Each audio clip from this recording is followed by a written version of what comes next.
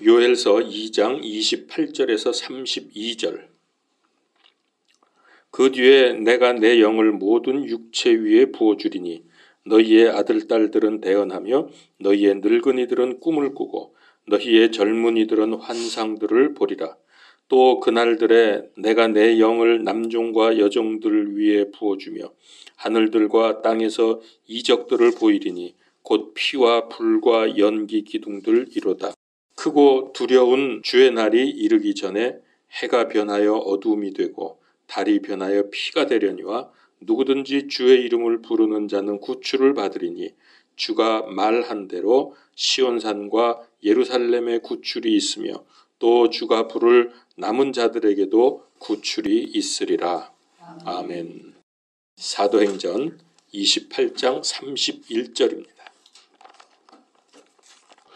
전적으로 확신 있게 하나님의 왕국을 선포하며 주 예수 그리스도에 관한 그것들을 가르치되 아무도 그를 막지 못하더라. 아멘.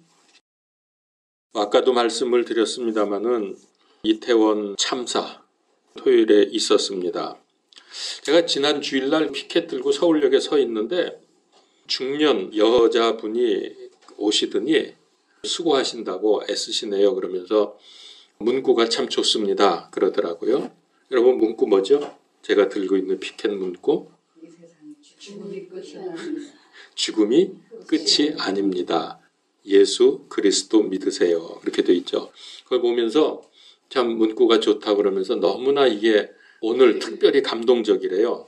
그래서 무슨 소린가 했더니 그 이태원에서 154명 죽었는데 그것 때문에 사람들이 죽음을 많이 생각할 것 같다고 그러면서 이 문구가 자기도 이걸 보면서 죽음을 다시 생각하게 됐고 그래서 믿음을 다시 좀 추스려야 되겠다 이런 말을 저에게 하고 가셨어요. 그러면서 참 좋다고 그러면서 힘이 되면서도 지금 우리나라가 얼마나 혼란스러운가 하는 것도 생각하게 되고 얼마나 전도가 지금 시급한가 하는 것도 우리가 좀 염두에 두어야 할 것입니다.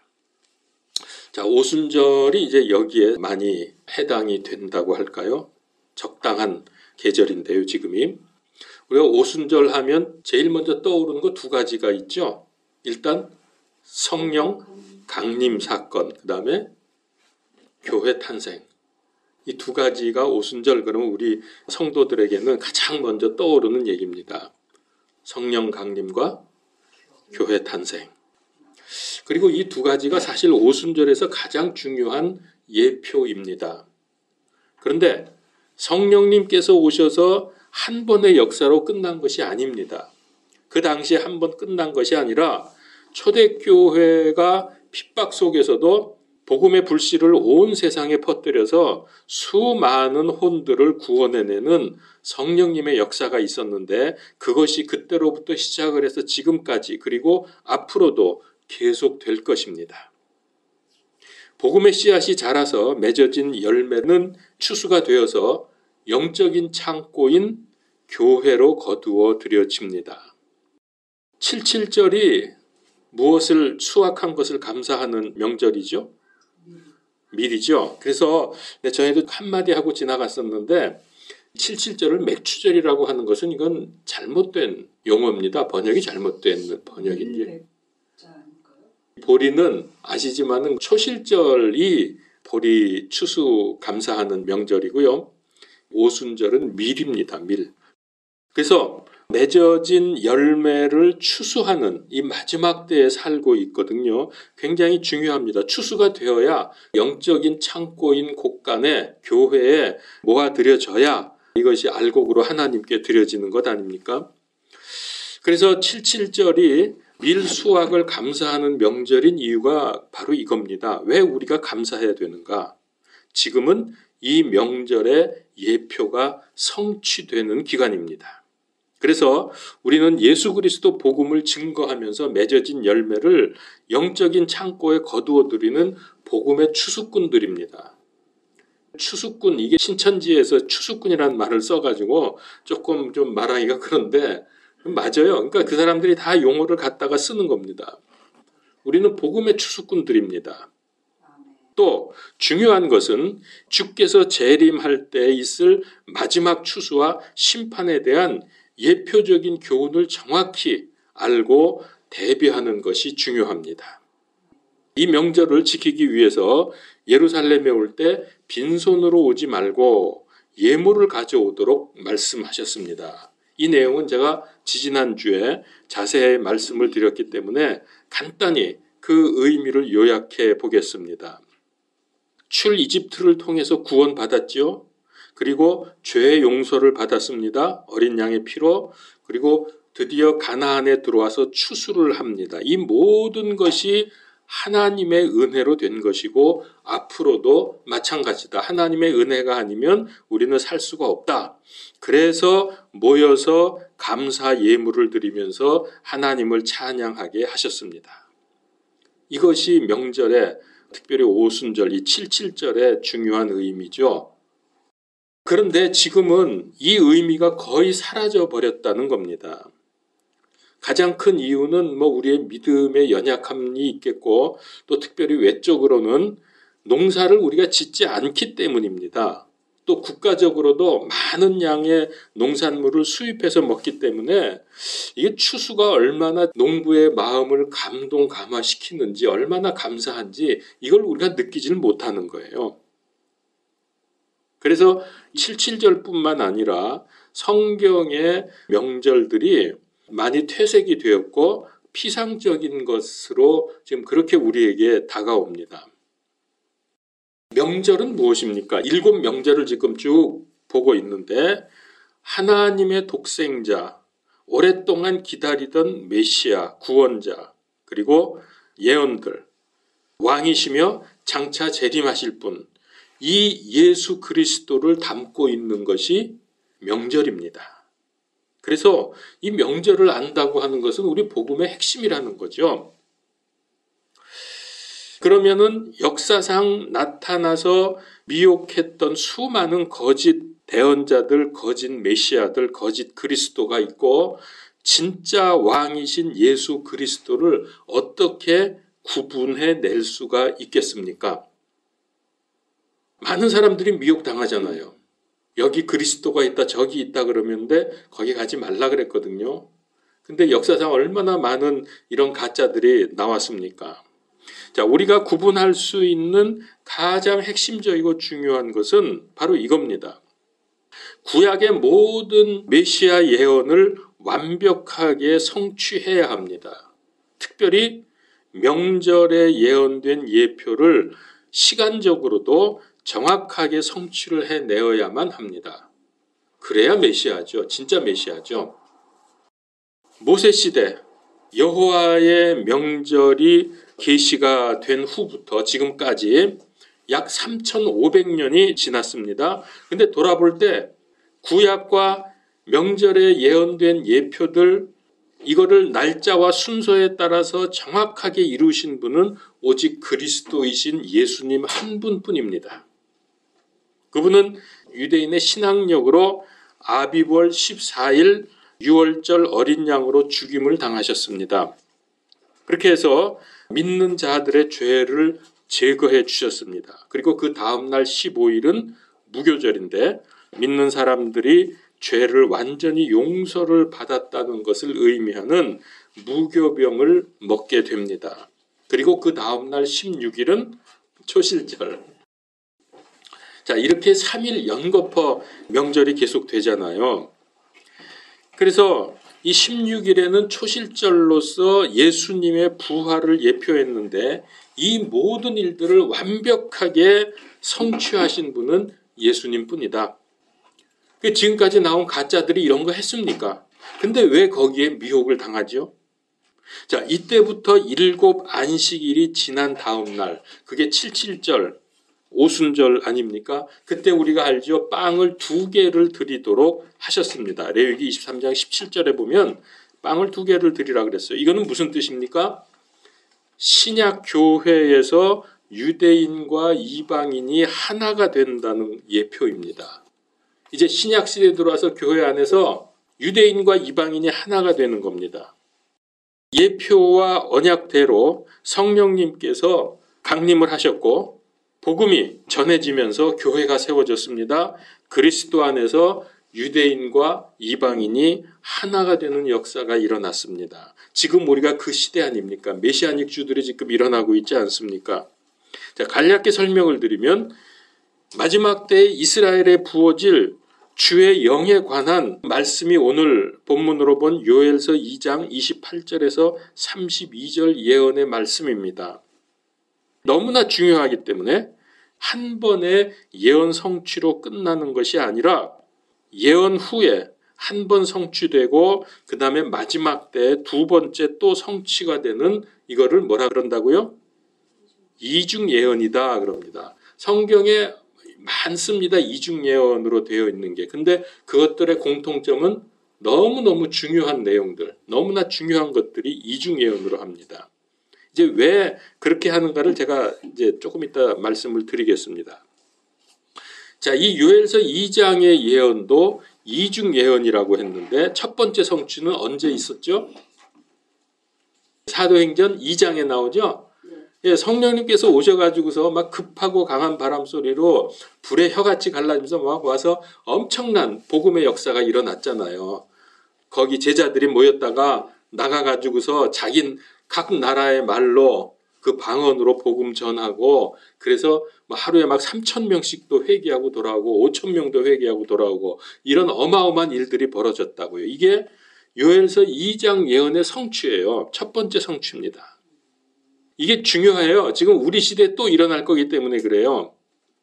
그래서 사도행전 2장에서 성령님께서 강림하시면서 강력한 역사를 하셔서 그때 교회가 탄생하게 됐고요. 사도들과 제자들이 복음을 전했더니 단번에 15개 나라에서 온 사람들에게 복음이 증거됐고 그러니까 그 사람들이 자기 나라로 돌아가니까 단번에 15개 나라의 복음이 증거가 되는 거예요. 이거 엄청난 일 아닙니까? 그뿐이 아닙니다. 예수님을 십자가에 죽인 바리새인, 사두개인, 제사장들, 이 서슬퍼런 이들을 굴복시켰습니다.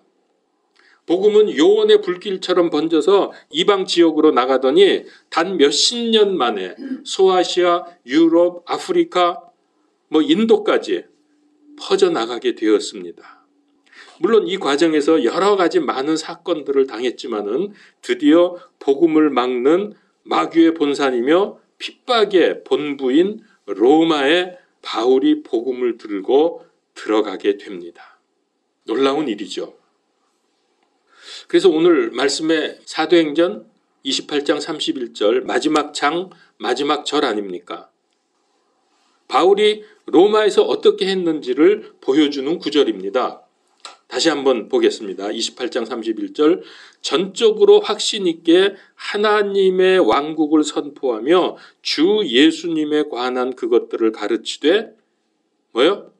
아무도 그를 막지 못하더라. 이러면서 사도행전이 끝나잖아요. 아무도 이 복음을 막을 수가 없습니다. 하나님께서 성령께서 역사하시기 때문에 아무도 복음을 막을 수가 없어요. 자, 이렇게 바울의 활약이 있은 지 2000년이 지난 지금 마지막 때가 가까워지면서 초대교회에 이어서 두 번째 요엘서 2장의 예언 말씀이 성취가 될 것입니다. 왜냐하면 요엘서 예언의 궁극적인 목적은 초대교회 그때도 물론 있지만은 더 중요한 것은 마지막 때가 가까워지면서 초대교회에 이어 두 번째 요엘서 예언 말씀이 성취되는 것, 이게 더 중요한 거예요. 이게 마지막 추수입니다. 그래서 우리가 추수꾼이라는 거예요. 복음의 추수꾼. 그래서 요엘서의 예언의 궁극적인 목적은 마지막 때 성취를 위한 것이기 때문입니다. 이 모든 이중 예언은 두 번째 예언을 성취하기 위한 것입니다. 첫 번째 성취를 통해서 그거는 서론적인 것을 보여주는 것입니다. 첫 번째는 이게 서론이면 본론이 있겠죠. 이제 본격적으로 이 예언이 성취가 될 텐데 그때를 대비해서 그때 이런 일이 일어날 거다 미리 한번 보여주는 게 첫 번 예언의 성취고요. 이제 우리가 사는 이 시대에 요엘서의 말씀이 성취가 될 텐데 이제 진짜예요. 이게 본론이고 결론이에요. 그러면은 생각해 보세요.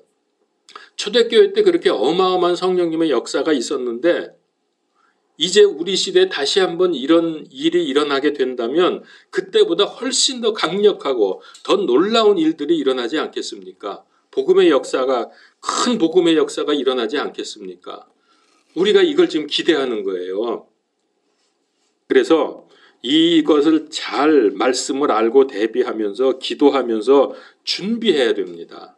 그래서 이때 이런 일이 일어나기 시작할 때 잘 감당을 하라는 뜻으로 미리 한번 초대교회 시절에 보여주신 거예요. 이런 일이 일어난다. 이렇게까지 하나님이 시청과 교육을 다 우리에게 역사적으로 보여주셨는데도 이것 대비 못하고 이때 쓰임받지 못하면 채찍으로 한참 맞아야 돼요. 지금 가장 복음을 방해하는 세력은 이슬람입니다. 현재.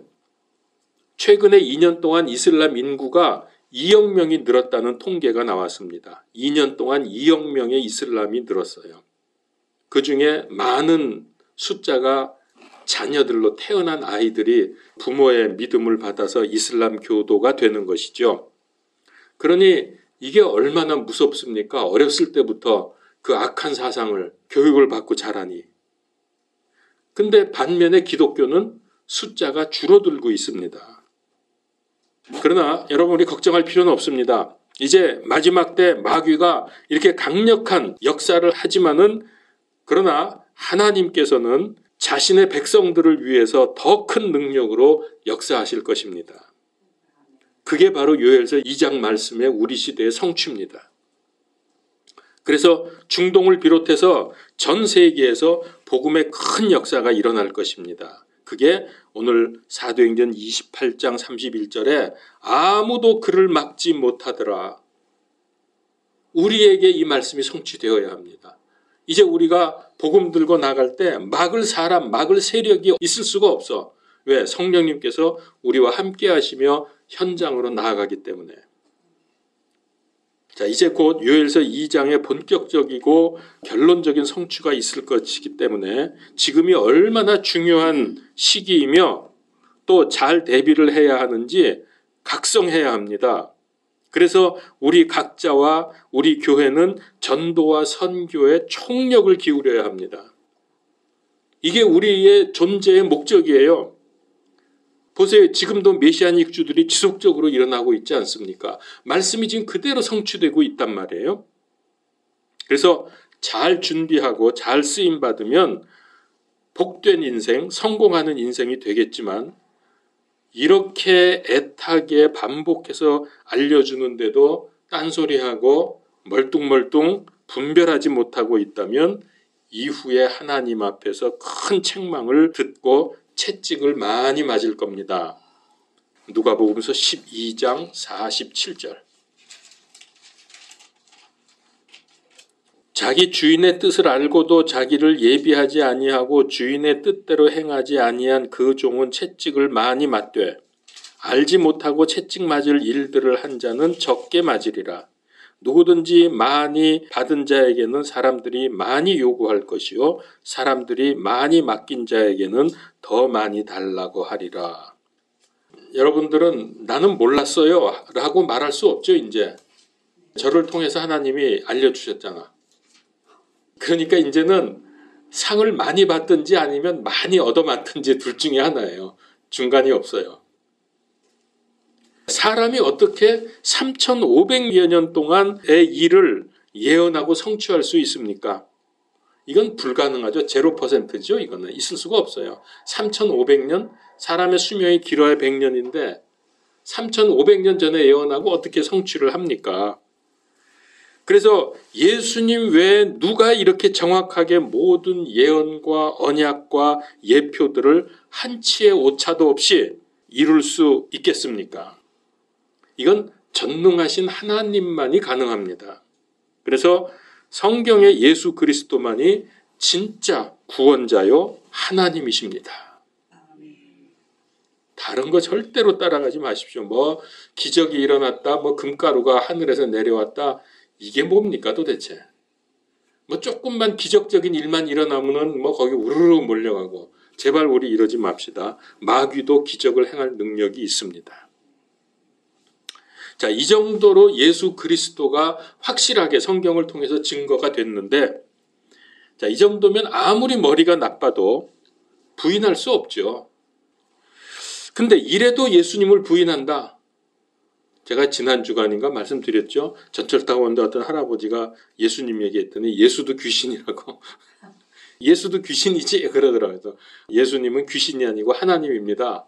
제가 그렇게 말을 했는데, 이게 이제 부인을 할 수가 없는 거예요. 이게 성경 이걸 보면은 3,500년 전에 쓰여진 이게 어떻게 이제 와서 이렇게 하나하나 성취가 됩니까? 특별히 명절을 통해서.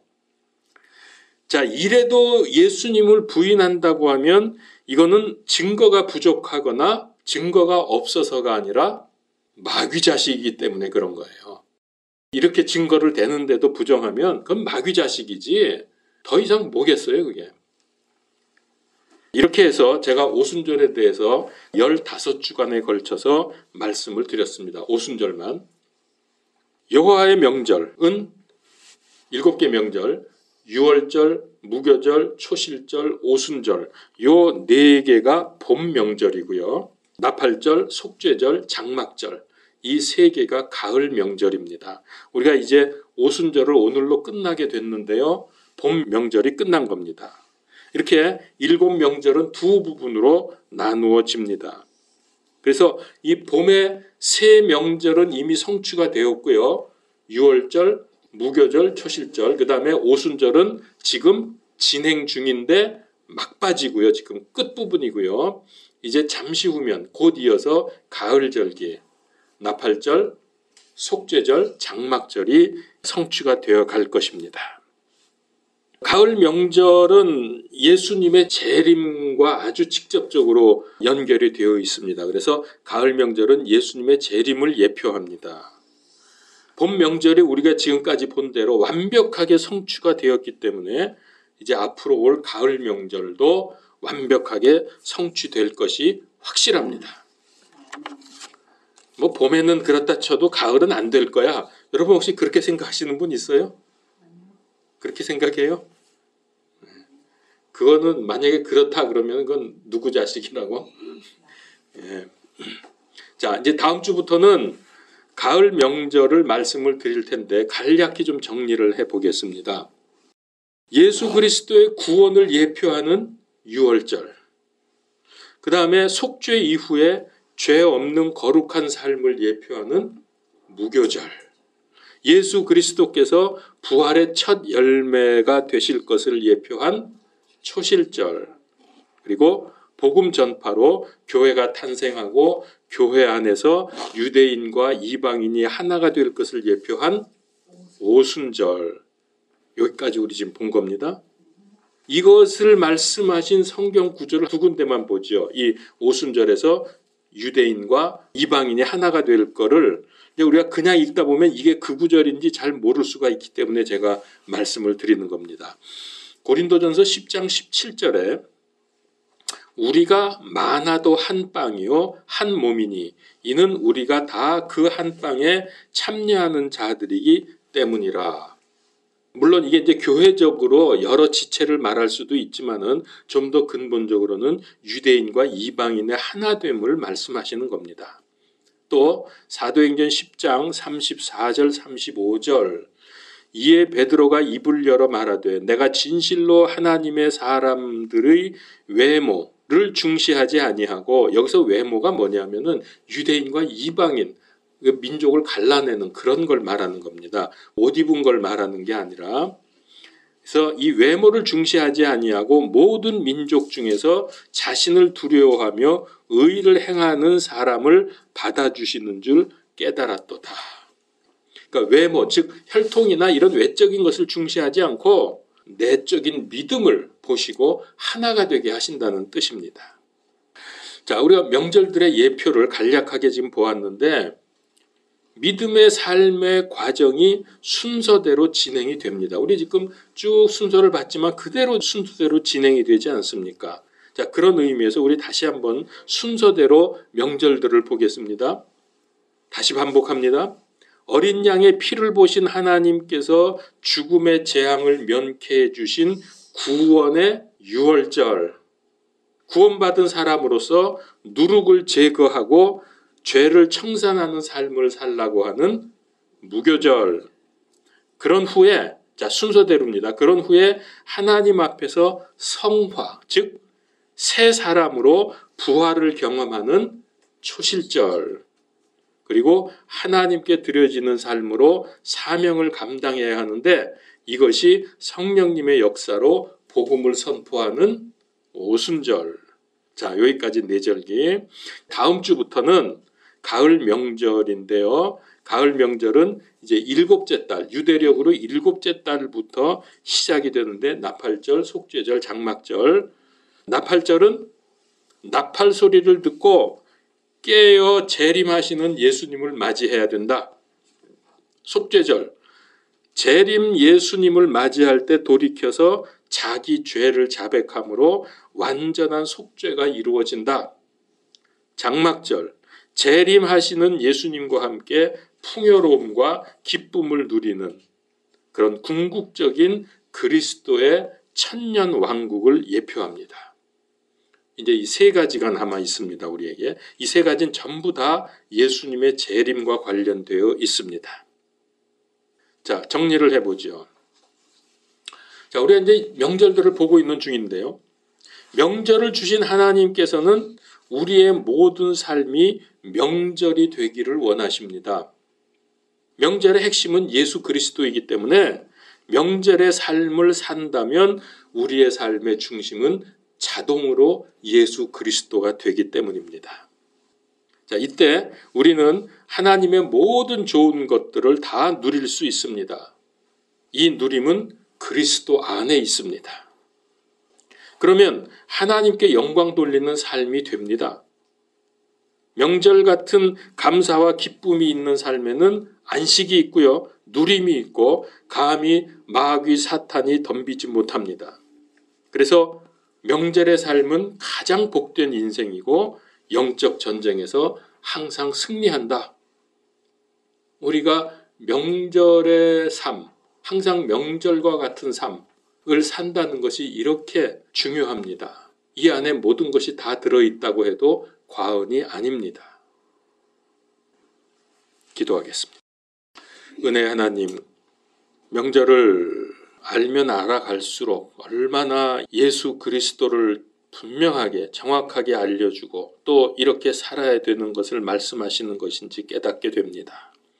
세상에 우리를 미혹하고 흔들고 헷갈리게 하는 것들이 많이 있지만은, 그러나 우리가 이 명절을 정확히 이해하고 우리 삶에 적용함으로 흔들리지 않는 반석과 같은 믿음으로 살아가게 하여 주시옵소서.